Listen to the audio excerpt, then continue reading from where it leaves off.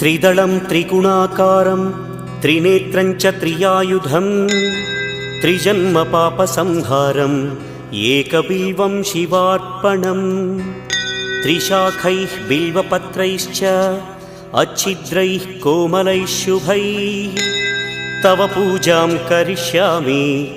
एकबिल्वं शिवार्पणम् कोटिकन्या महादानं तिलपर्वतकोटयः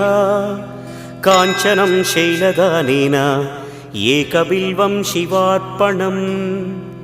काशीक्षेत्रनिवासं च कालभैरवदर्शनं